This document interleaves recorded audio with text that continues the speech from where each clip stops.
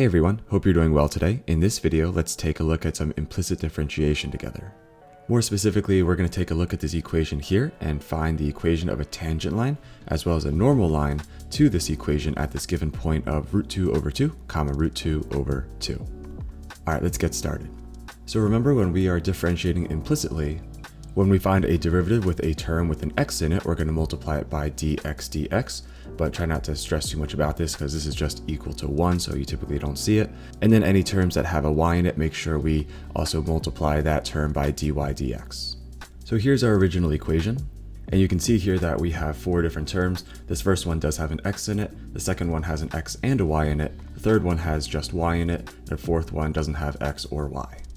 Alright, let's start with this first term of x to the 4th power. So using that power rule, take this 4 and bring it down in front. That's going to be 4 multiplied by x raised to the 4 minus 1 power, which is just to the 3rd power. Now this term does have an x in it, so we have to go ahead and make sure we multiply this by dx dx. Go ahead and put that next to it here, dx over dx. And of course this dx over dx is just equal to 1, so we can go ahead and just simplify this and say this is going to be 4x to the 3rd power. Alright, so the first term over here is done. What about this second term? The second term is going to be a little bit more complicated because we have a product here. Since we have this product of x squared times y squared, we're going to have to go ahead and use the product rule here. Alright, so let's see how that's going to work out. So for now, let's go ahead and let u and v represent this x squared and y squared. Now what about du and dv? Well, we can go ahead and use these power rules and write 2x to the first power dx dx and 2y to the first power dy dx. Now for du, we can just simplify this and say this is going to be 2x, that dx dx is just equal to 1, so we don't need to write it. And as well as we take a look at dv, we can, instead of writing that, just write 2y, and then we can also write this dy dx at the end. Alright, so what's the product rule again? That's right, it's u times dv plus v times du, so let's go ahead and make some substitutions. And we have this u times dv, which is right over here, and then we have this v times du, which is right over here. Now cleaning up this term a little bit, we can rewrite this as 2 multiplied by this x squared, and then multiply this by y, and then we can have this dy dx hanging out at the end here. And for this other term of this y squared times 2x, let's go ahead and just rearrange that and then write plus 2x, and then y to the 2nd power. Alright, so this right here is going to be the derivative of that second term. And so we're going to put that right over here. Alright, for this third term, we have this negative y to the 2nd power. And so if we go ahead and use that power rule and bring that 2 in front here, that's going to be a negative 2 instead. So it's going to be negative 2 multiplied by y to the 2 minus 1 power, which is just the first power. And this term has a y in it, so we got to make sure we also put a dy dx at the end here. And then cleaning that up a little bit, we have this negative 2y dy dx. And finally, for this last term of 0, we take the derivative of 0, we're just going to get 0. Alright, so now that we've taken the derivative of each of these individual terms, let's go ahead and put this all together. And this right here is going to be our derivative. Now let's go ahead and focus in on these two terms here, since they both have this dy dx in them, and we're going to go ahead and try to isolate that. Alright, so we're going to go ahead and try to keep these two terms together with those dy dx's. So let's go ahead and subtract both sides by 4x cubed on both sides, and then subtract this 2xy to the 2nd power on both sides as well. If we do that, we're going to be left with this on the left side of the equation. And on the right side, we're going to have this negative 4x to the 3rd power minus this 2xy to the 2nd power. Alright, on the left side, if we go ahead and now factor out this dy dx from both of these terms, we're going to have this dy dx multiplied by 2x to the 2nd power times y minus 2y.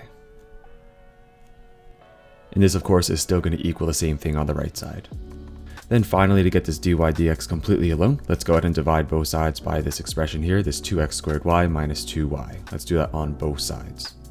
So doing that, we're going to get dy dx is equal to this 4x to the 3rd power minus 2xy squared in the numerator, and this 2x squared y minus 2y in the denominator. Now, if we go ahead and do some factoring here to clean this up a little bit, we can factor out a negative 2x on top. So if we take out a negative 2x in the numerator, we're going to still have this positive 2x squared and then plus y squared. And then in the denominator, we can also factor out 2y here. So if we do that, we're going to have 2y multiplied by x squared minus 1. Then canceling out 2 on top and bottom, we can write our derivative just like this. This right here will help us find the slope of a tangent line at any given point on that equation. Now, while there's tons of different tangent lines that we could draw, we are interested in a specific point on this graph. So let's go ahead and take a look at what that was from the beginning. I think we are looking at this, a specific point of this root 2 over 2 comma root 2 over 2. So let's go ahead and remember that and write that down. We specifically want to do this at this root 2 over 2 comma root 2 over 2. Now, given that this is x and this is y, let's go ahead and change each of these x's to that root 2 over 2, as well as change the y's to also root 2 over 2. So let's go ahead and substitute in root 2 over 2 comma root 2 over 2 in for x and y.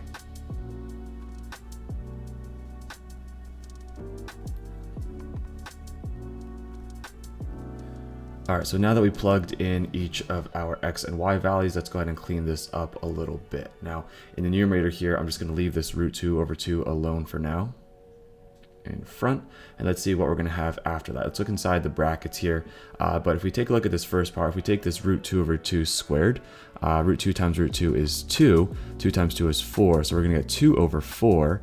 Take that 2 over 4, that is 1/2, right? 1/2 multiplied by 2 is going to be 1. So that's all just going to be 1 plus, and then what's this going to be? Well, we just kind of did this, but root 2 over 2 squared is just going to be 2 over 4, and that's going to be 1/2. So let's go ahead and put this 1/2 here.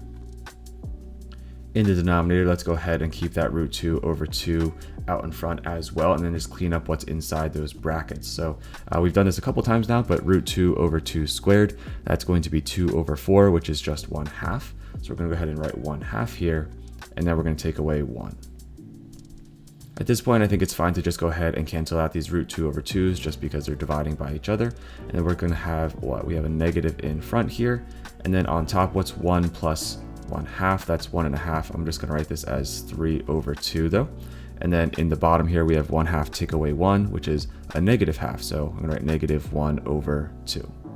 Now we have a negative over negative, so these negatives are going to cancel out. We really just have 3 over 2 over 1 over 2, which is 3 over 2 divided by 1 over 2, or times 2 over 1, right? So make sure we multiply by the reciprocal. Then these 2's are going to cross cancel here, so this is just going to be 3 over 1, or just 3. And so after all that work, we found out that the slope at the point of tangency at root 2 over 2 comma root 2 over 2 is going to be equal to 3. This is going to be the slope of the tangent line of the given equation at the point of tangency of root 2 over 2 comma root 2 over 2. All right, now let's go ahead and just take a quick pause from all these calculations and just try to visually see what is going on. First of all, this was the original equation, and this would be the graph that goes along with it. Second, if you go ahead and bring in that point of tangency, that's going to be right over here. They told us in that problem that this specific point of root 2 over 2 comma root 2 over 2 is our point of tangency. And then just a moment ago, after we found out the derivative, we found out that the slope of this tangent line that's going to be going through that root 2 over 2 comma root 2 over 2 is going to be equal to positive 3. So just as a rough sketch, we know that the tangent line is going to be looking something like this with a positive slope of going up 3 over 1. All right, so we currently have a point and a slope, and we want to go ahead and actually find that equation of the tangent line. Let's go ahead and use the point and slope with point slope form. So remember, point slope form takes this form right over here, and we're going to substitute in our slope that we just calculated, as well as the point that we know, the point of tangency, which is going to be x1 comma y1. All right, substituting in, this is what we're going to get. Then we're going to go ahead and distribute this 3 to both of these terms. And if we do that, we're going to just get this 3x minus 3 root 2 over 2.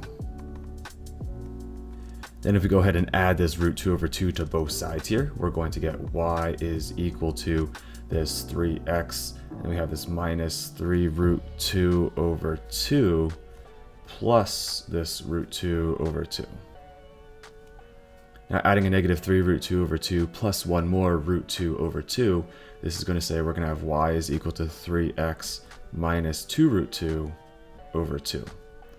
Then those 2's are going to cancel out with each other over here. And so our equation of a tangent line is just going to be y is equal to this 3x minus the square root of 2. All right, so this right here is going to be the equation of the tangent line at this given point of root 2 over 2 comma root 2 over 2. Now, what does this visually look like? Well, we have our point of tangency, which is right over here. That's going to be this root 2 over 2.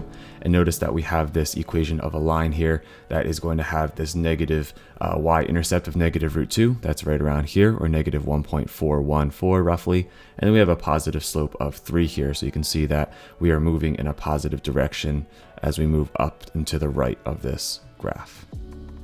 All right, so we have the equation of the tangent line at that given point. What about the normal line? Now, for the equation of the normal line, that is going to be perpendicular to the tangent line. So if we want the equation of a line that is perpendicular to that tangent line, we need to know the slope of that original line, which is going to be 3.